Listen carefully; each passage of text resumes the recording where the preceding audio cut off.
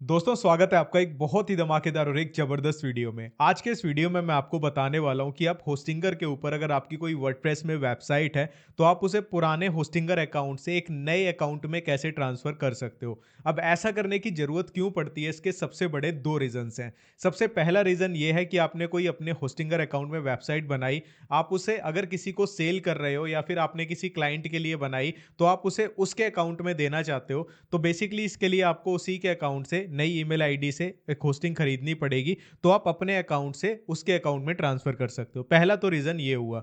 दूसरा रीजन होता है कि ज्यादातर लोग होस्टिंगर पे वेबसाइट जब बनाते हैं स्टार्टिंग में तो बहुत डिस्काउंट्स मिलते हैं, तो वहां पे कम पैसों में हमारी जो वेबसाइट है बन जाती है। लेकिन जब हम रिन्यू करने जाते हैं तो रिन्यू के टाइम पे चार्जेस थोड़े से हाई हो जाते हैं, और अगर आपका अफोर्ड करने का बजट ना हो कि भाई मैं इतना पैसा इस पे लगाऊं, अभी के टाइम पे अफोर्ड ना कर पा रहे हो, तो आप क्या कर सकते हैं, पुराने होस्टिंगर अकाउंट से जो आपकी जो वर्डप्रेस की वेबसाइट है उसको नए होस्टिंगर में ट्रांसफर कर सकते हैं। मतलब कि आप एक नए अकाउंट में नई होस्टिंग खरीद लो तो वहां पे आपको डिस्काउंट्स मिल जाएंगे। उसके बाद आप पुराने अकाउंट से वेबसाइट को नए अकाउंट में लेके आ सकते हैं। ये सारा प्रोसेस मैं आपको इस वीडियो में स्टेप बाय स्टेप बताने वाला हूं। तो सबसे पहला हमारा जो स्टेप आता है इसमें, वो है हमें एक नई ईमेल आईडी से होस्टिंगर की होस्टिंग हमें खरीदनी पड़ेगी। अब इसके कुछ रूल्स मैं आपको बता देता हूं कि अगर आप ट्रांसफर करना चाहते हैं पुराने होस्टिंगर से नए होस्टिंगर अकाउंट में, तो जो नई होस्टिंगर की होस्टिंग आप खरीदेंगे, आपकी ईमेल आईडी बिल्कुल नई होनी चाहिए। ठीक है, मतलब कि जो होस्टिंगर पे पहले कभी लॉगिन हुई ना हो।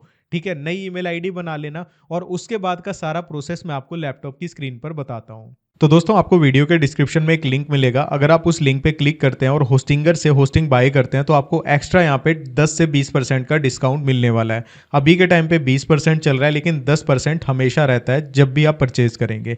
तो डिस्क्रिप्शन में दिए हुए लिंक पे क्लिक करें, आपके सामने वेबसाइट खुल जाएगी।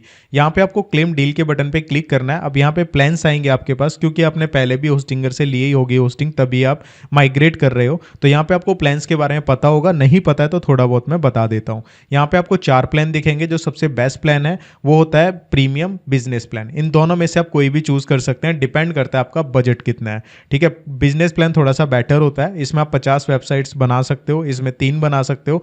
ठीक है, बाकी के चीजें नॉर्मली रहती हैं, लेकिन हाँ अगर आपको ई कॉमर्स वेबसाइट भी बनानी है, आगे मल्टीपल वेबसाइट्स पे काम करना है, तो बिजनेस और क्लाउड बेटर रहता है। लेकिन एक दो वेबसाइट पे काम करना है तो आप प्रीमियम भी ले सकते हैं। आपको सिंपली चूज प्लान के बटन पे क्लिक करना है। क्लिक करने के बाद यहाँ पे आपको वेट करना है कुछ टाइम की। यहाँ पे 5 से 7 सेकंड प्रोसेसिंग होती है। अब ये आपसे पूछेगा कि कितने टाइम का यहाँ पे आपको ऑफर चाहिए, मतलब कितने टाइम की होस्टिंग चाहिए।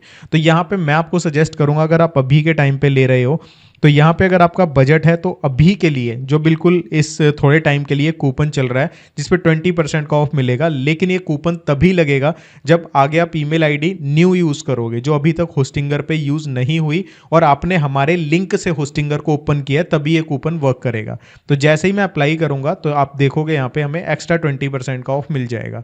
तो जितना ज़्यादा टाइम के लिए लेंगे उतना ही आपको बेनिफिट होगा, जितना कम टाइम के लिए लेंगे तो आगे फिर रिन्यू वगैरह का चक्कर पड़ता है। ठीक है, तो आप यहाँ पे चूज कर लें आपको कितने मंथ का लेना है, 1 साल का, 2 साल का या 4 साल का, वो आपके बजट पे डिपेंड करता है। तो यहाँ पे आप जस्ट चूज करेंगे, उसके बाद आपको जस्ट यहाँ पे कंटिन्यू के बटन पे क्लिक करना है। लेकिन एक चीज और बता देता हूँ, अगर आपका ये कूपन वर्क नहीं कर रहा, सपोज ये फिनिश हो गया ये वाला ऑफर, तो आपको ये वाला कूपन यूज करना है, जो कि हमेशा इस पे आपको ऑफर मिलेगा ही मिलेगा। बस लिंक से आपको होस्टिंगर को खोलना है जो डिस्क्रिप्शन में दिया हुआ, नई ईमेल आईडी को यूज करना है। ठीक है, तो यहाँ से इससे 10% का ऑफ मिल जाएगा, ये हमेशा रहता है। ठीक है, तो जो भी आपको एप्लीकेबल मिले ऑफर जो जिस टाइम पे चल रहा हो, आप उसको चूज कर सकते हैं। मैंने आपको दोनों ही कूपन कोड बता दिए। 10% वाला तो हमेशा ही वर्क करता है। ठीक है, तो सिंपली मैं यहाँ पे इसको डाल देता हूँ। इसके बाद आपको कंटिन्यू के बटन पे क्लिक करना है और यहाँ पे गूगल से आपको लॉग इन कर लेना है। ठीक है, तो जो भी आईडी यूज करोगे गूगल की, वो आपकी जेन्युइन होनी चाहिए, मतलब नई होनी चाहिए, जो पहले होस्टिंगर पे कभी भी लॉग इन ही ना करी हो।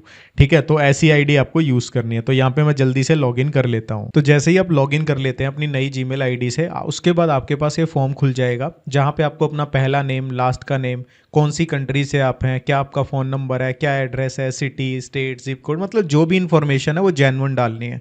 उसके बाद आपको कंटिन्यू के बटन पे क्लिक करना है। तो इसके बाद आपके सामने ये वाला पेज यहाँ पे खुल जाएगा। तो यहाँ पे आपको क्या करना है, आपको यहाँ पे सबमिट पेमेंट के बटन पे क्लिक करना है। यहाँ पे आपके पास सारे ऑप्शंस होंगे जिनसे आप पे कर सकते हैं। मैं प्रेफर करता हूँ यूपीआई, आप अपने अकॉर्डिंग डिसाइड कर सकते हैं।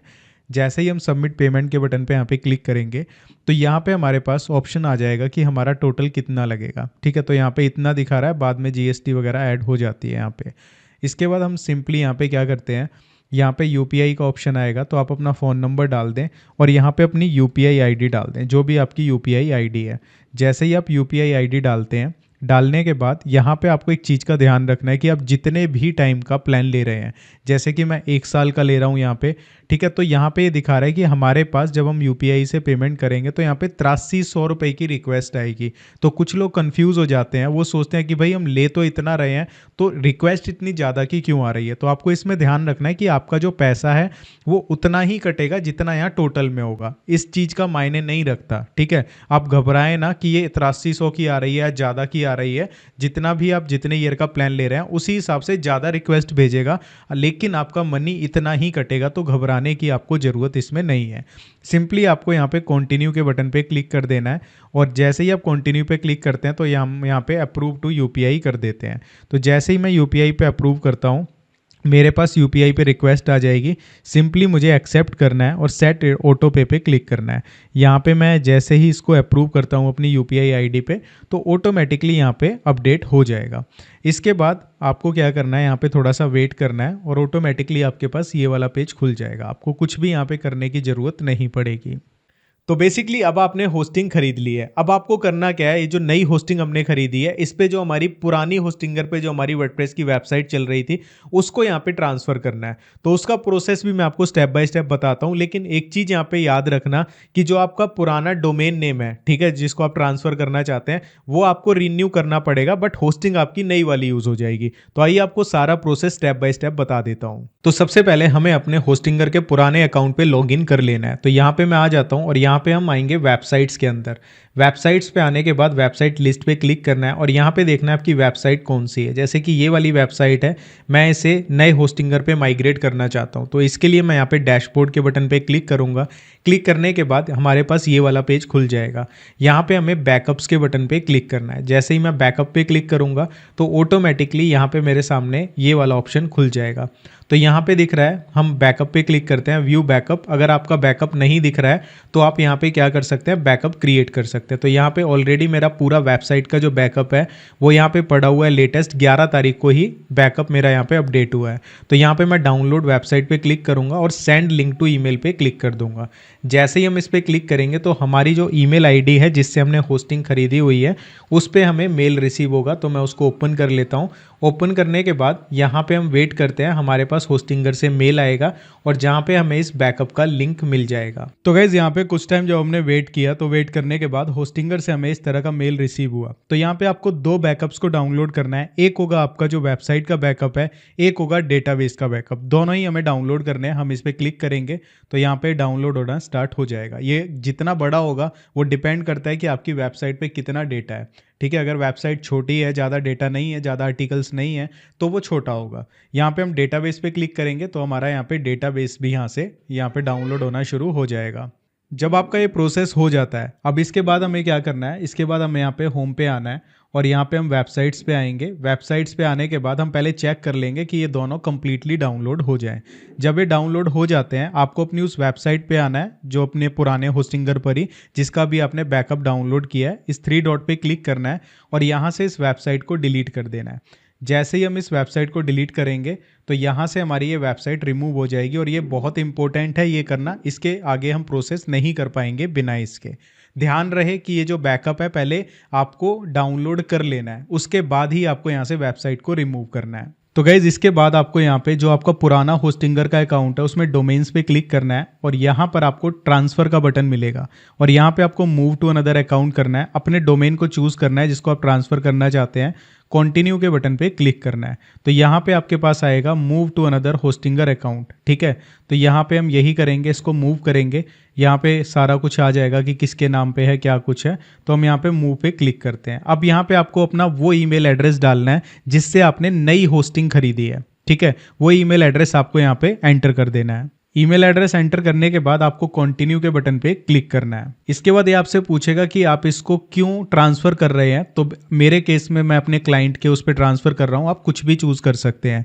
उसके बाद स्टार्ट मूव पे क्लिक करना है।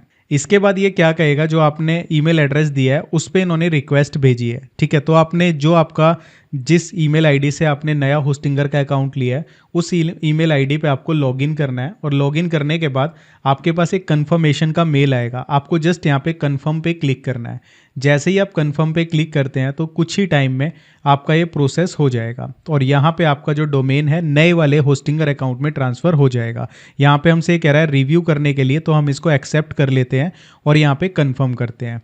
जैसे ही हम कंफर्म करेंगे, अब हमें यहाँ पे नेक्स्ट पे क्लिक करना है। अब जो नया आपका होस्टिंगर अकाउंट है वहीं उसी के अंदर आपके सामने सारा फॉर्म खुल जाएगा। आपको यहाँ पे जस्ट इस फॉर्म को फिल आउट करना है, और जो भी जानकारी डालनी है यहाँ पे रियल डालनी है। तो इस सारी जानकारी डालने के बाद आपको जस्ट फिनिश रजिस्ट्रेशन पे क्लिक करना है, आई अंडरस्टैंड पे क्लिक करना है और कंप्लीट रजिस्ट्रेशन के बटन पे क्लिक कर देना है।